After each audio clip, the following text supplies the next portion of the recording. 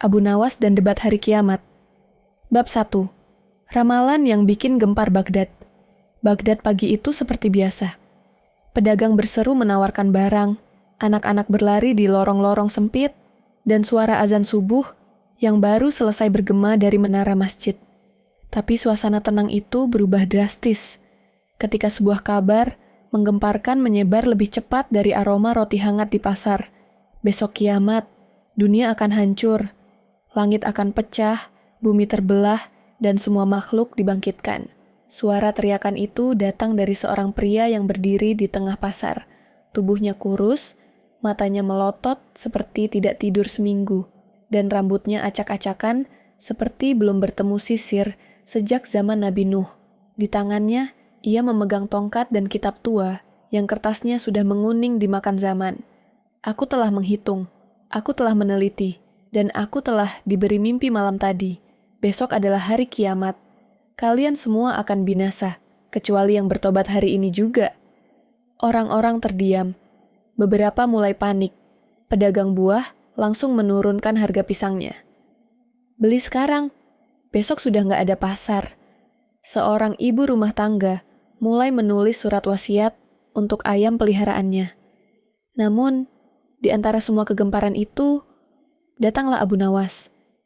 Ia baru saja keluar dari rumahnya dengan pakaian biasa dan wajah setengah ngantuk.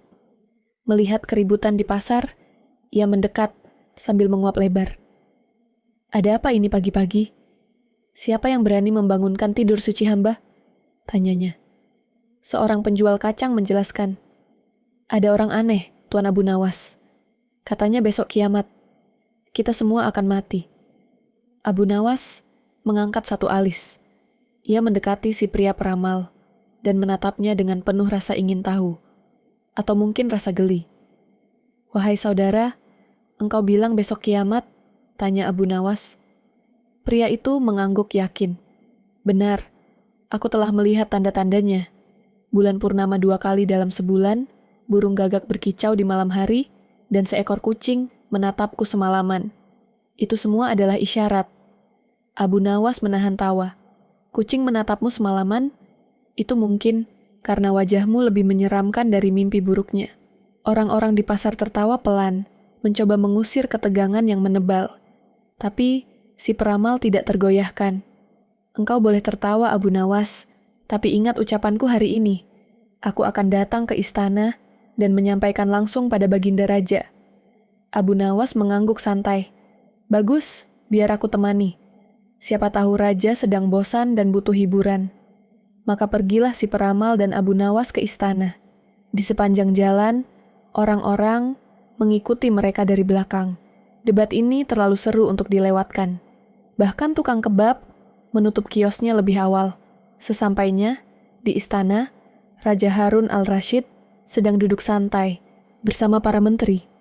Melihat keramaian datang, ia mengerutkan dahi. Apalagi ini pagi-pagi sudah seperti demo. Pengawal melapor. Baginda, ada seorang lelaki datang membawa kabar besar. Katanya, besok hari kiamat. Raja menoleh cepat. Kiamat? Bagaimana dia tahu? Pria itu pun diizinkan masuk. Ia berdiri di hadapan raja dan berkata lantang. Wahai Baginda, izinkan aku menyampaikan pesan dari langit. Besok hari kiamat, aku telah melihat tanda-tanda alam dan mimpi suci. Raja mengangguk perlahan. Baiklah, kalau begitu, apakah engkau bersedia menjawab pertanyaan jika ramalanmu salah? Tentu, jawab pria itu yakin. Raja tersenyum. Bagus, kalau besok pagi matahari masih terbit, langit masih biru, dan ayam masih berkokok, maka engkau akan dihukum, karena menyebarkan kebohongan dan membuat rakyat panik. Mendengar itu, wajah sang peramal mulai pucat seperti roti belum matang. Tapi sebelum ia bisa menjawab, Abu Nawas maju ke depan dan berkata, Baginda, izinkan hamba berdialog dengan orang ini. Tapi bukan sebagai ulama, melainkan sebagai sesama manusia yang ingin selamat, katanya sih. Raja tertawa kecil. Silakan Abu Nawas. Abu Nawas melangkah ke tengah aula istana. Ia menatap sang peramal seperti sedang mengukur ukuran sendal. Lalu ia berkata, Engkau bilang kiamat akan terjadi besok? Benar. Kiamat itu berarti semua makhluk mati? Ya. Langit terbelah, bumi digulung, semua manusia dibangkitkan? Ya. Lalu engkau akan kemana besok? Ke surga langsung atau mampir dulu ke warung sebelah? Orang-orang tertawa, tapi si peramal tetap kukuh. Aku akan siap. Aku telah bertobat dan bersuci. Abu Nawas mengangguk-angguk seperti guru TK yang mendengar jawaban murid aneh. Bagus, katanya. Kalau begitu, malam ini titipkan semua hartamu kepada saya saja. Rumahmu, emasmu, baju ganti. Toh besok semua hancur, bukan? Si peramal mulai gelisah. Itu tidak bisa. Kenapa tidak bisa? Tanya Abu Nawas. Kau bilang semua akan musnah. Hartamu tidak akan berguna. Berarti lebih baik disedekahkan. Aku siap jadi penerima zakat. Peramal mulai berkeringat. Aku masih butuh. Mungkin kalau untuk jaga-jaga saja. Hah, jadi engkau sendiri tidak yakin kiamat akan datang ya? Kata Abu Nawas dengan suara lantang. Engkau hanya menakuti orang. Kalau kau betul yakin, kau sudah jual semua hartamu dan menunggu ajal dengan tenang. Tawa meledak di istana.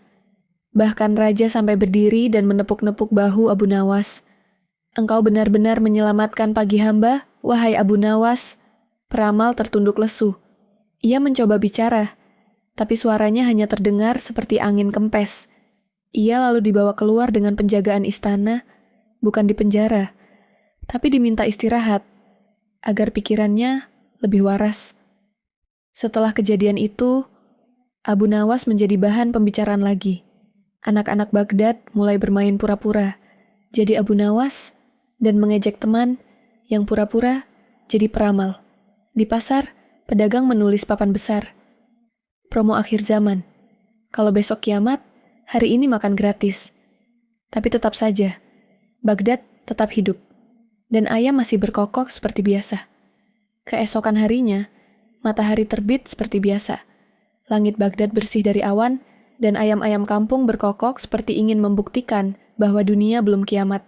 Pedagang pasar membuka lapak mereka sambil senyum-senyum, dan beberapa menempelkan tulisan baru. Ternyata belum kiamat, yuk belanja lagi. Namun, suasana di istana tetap serius.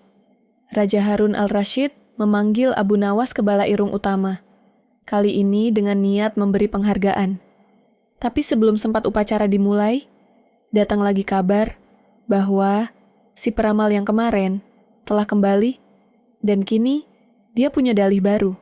Ia berkata, tadi malam aku keliru menghitung bintang. Kiamat akan datang, lusa. Raja yang mendengar itu hanya bisa mengelus jenggotnya. Ini orang, kalau dibiarkan, lama-lama tiap hari jadi hari kiamat. Abu Nawas yang sudah duduk santai di kursi istana, tertawa geli. Wahai Baginda, biar hamba yang menangani dia lagi. Tapi kali ini, hamba ingin menggunakan metode agak berbeda. Raja mengangguk penuh antusias. Silakan, selama tidak membuat istana jadi kiamat lebih dulu. Beberapa saat kemudian, si peramal datang lagi. Kini ia membawa gulungan kertas besar dan papan tulis. Ia benar-benar tampil seperti dosen dadakan, siap mengajar teori tentang akhir zaman. Wahai Baginda, katanya sambil membuka gulungan besar berisi gambar bintang, matahari, dan lingkaran aneh seperti kue. Perhitunganku kali ini tepat. Berdasarkan sudut kemiringan cahaya bulan dan jumlah cicak di dinding rumahku, maka aku pastikan kiamat akan datang lusa. Orang-orang di istana saling pandang. Bahkan seekor kucing istana yang biasa tidur nyenyak pun tampak terganggu mendengar teori cicak dijadikan dalil ilmiah. Abu Nawas berdiri. Kali ini ia membawa dua benda, sebuah jam pasir dan sebuah kendi air. Wahai sahabat peramal, katanya, izinkan aku mengajukan satu pertanyaan. Silakan, jawab si peramal. Apakah engkau tahu dengan pasti jam berapa kiamat akan terjadi lusa nanti? Si peramal tersenyum angkuh. Tentu, aku telah menghitung. Tepat saat matahari berada di tengah langit. ketika bayangan manusia tepat berada di bawah kakinya. Abu Nawas mengangguk. Lalu ia balik bertanya, "Kalau begitu, ketika bayangan berada tepat di bawah kaki, apakah itu berlaku untuk semua manusia di bumi?" "Ya." "Bagus," kata Abu Nawas. "Lalu bagaimana dengan orang yang tinggal di ujung bumi, yang waktu siangnya berbeda dengan kita? Di saat kita siang, mereka sedang malam. Apakah kiamat datang siang di sini, tapi malam di sana? Atau Tuhan akan tunggu sampai semua waktu?" "Cocok." Peramal mulai terlihat bingung. Ia membuka gulungannya lagi, mencari jawaban, tapi tak menemukannya. Abu Nawas melanjutkan, "Lagi pula, kalau engkau tahu waktu kiamat, maka engkau tahu rahasia langit. Padahal, Nabi sendiri tidak tahu waktunya. Apakah engkau lebih tahu dari Nabi?" Tiba-tiba, suasana menjadi hening. Semua orang menoleh ke peramal. Beberapa sudah menyiapkan selendang untuk menutup mulut mereka dari tawa yang hendak meledak. "Tidak, tidak, aku tidak bermaksud lebih tahu," ujar si peramal mulai tergagap.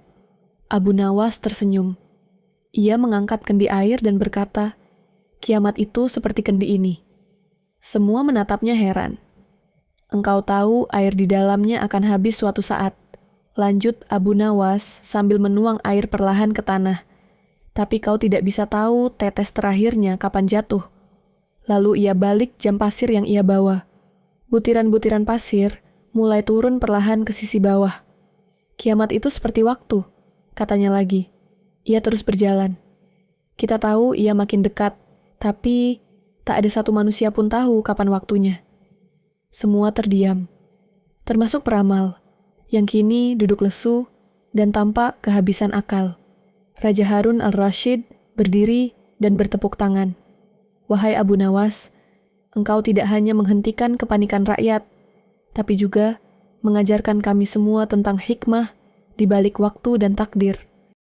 Abu Nawas menunduk lalu berkata, "Baginda, orang yang sibuk menebak kiamat sering lupa mempersiapkan diri. Padahal, jika kita sibuk berbuat baik setiap hari, kapanpun kiamat datang, kita akan siap." Raja mengangguk penuh haru. Para menteri bahkan terlihat menunduk seolah baru belajar sesuatu yang sangat berharga. Abu Nawas lalu menoleh kepada si peramal dan berkata, "Pelan, wahai saudaraku, kiamat memang pasti datang. Tapi jangan engkau menggunakannya untuk menakut-nakuti manusia, sebab Tuhan tidak suka orang yang membuat panik, tapi mencintai orang yang mengajak kepada kebaikan." Peramal itu terisak kecil. Ia lalu bersujud di depan raja. "Ampuni hamba, Baginda. Hamba tidak benar-benar tahu. Hamba hanya ingin didengar." Raja memerintahkan agar ia dibimbing oleh para ulama. "Jangan dihukum, tapi ajarkan." Ia dengan sabar, titahnya. Dan hari itu, Baghdad kembali tenang. Pasar kembali ramai. Anak-anak kembali bermain. Dan ibu-ibu kembali menawar harga ayam. Tapi kali ini, semua jadi lebih bijak. Mereka sadar, daripada menebak kiamat, lebih baik menyiapkan diri dengan amal baik. Sedangkan Abu Nawas, ia kembali ke rumahnya dengan kepala tenang dan perut lapar. Katanya, debat itu penting, tapi roti panas tetap tak bisa ditunda. Malam itu, ia tidur nyenyak dan tidak bermimpi tentang kiamat.